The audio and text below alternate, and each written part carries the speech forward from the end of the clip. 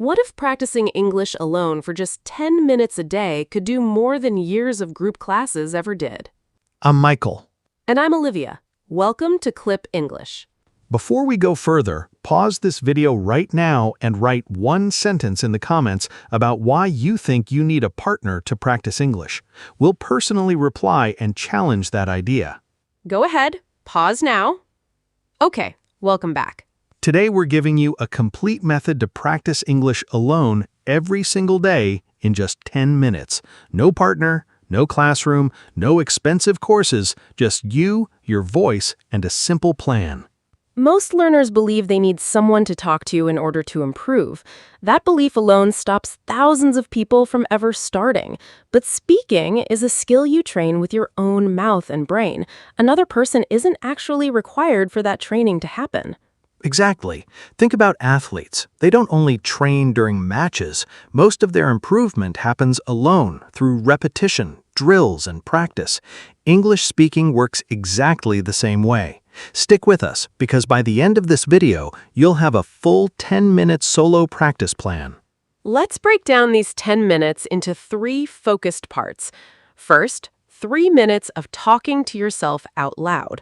While making coffee, getting ready, or walking around your home, describe what you're doing in English. I'm boiling water. The kettle is loud. I feel a bit sleepy, but ready for the day. This feels awkward at first, but it's one of the most effective ways to train your mouth without needing anyone else in the room. Second, 3 minutes of shadowing a short clip. Pick any 30-second to 1-minute English audio clip, a podcast, a video, even this episode, and repeat immediately after the speaker, copying their rhythm and pace. You're not trying to understand every word. You're training your mouth and ear together, completely alone. But here's something most solo learners skip completely, and it's actually the technique that makes real alone practice work. Third, 4 minutes of the pretend conversation method.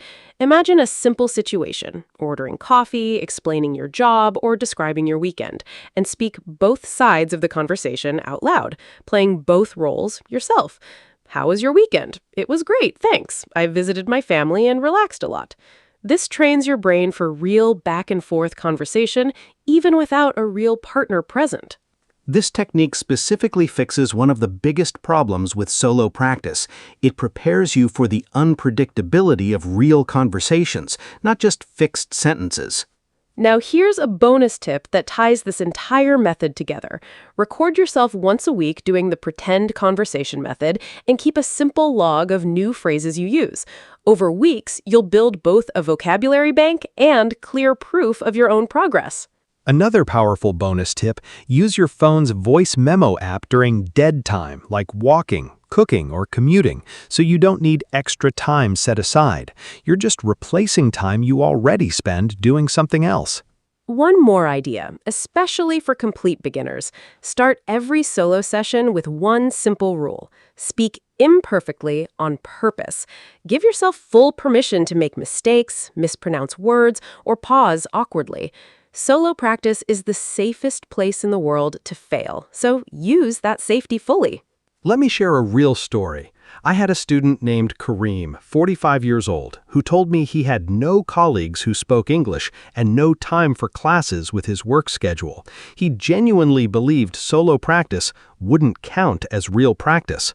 He tried this exact method, self-talk, shadowing, and the pretend conversation technique for just 10 minutes a day, mostly during his commute and morning coffee, for 3 weeks straight. By week 2, he told me something surprising. During an actual work call in English, he suddenly felt like he had already had this conversation before, because he'd practiced a similar pretend scenario just days earlier. His brain wasn't caught off guard anymore. By week 3, his confidence in solo practice turned into real confidence in live conversations, even though he had never practiced with an actual partner during that entire period. That's the real power of solo practice done correctly. It's not a lesser version of real practice. For many people, it's actually the missing piece that makes real conversations feel less overwhelming. So here's your challenge starting today. Do all 3 parts, self-talk, shadowing, and the pretend conversation method for just 10 minutes alone, right after this video or first thing tomorrow. If you feel silly talking to yourself, that feeling is completely normal and it fades much faster than people expect, usually within just a few days of consistent practice. Come back here and tell us in the comments, which of these 3 techniques do you think will feel the most awkward for you at first? That's usually the exact one that helps you the most. If this video helped you, please like it, subscribe to Qlip English, and share it with a friend who thinks they can't practice English without a partner. In the next video, we're going to reveal the 1% native listening secret, a lesson that pairs perfectly with everything we covered today about practicing alone. Thank you so much for watching. You don't need a classroom, a partner, or perfect conditions. You just need 10 minutes and the willingness to start. Your own voice is enough to begin. Start today. See you in the next one. Bye.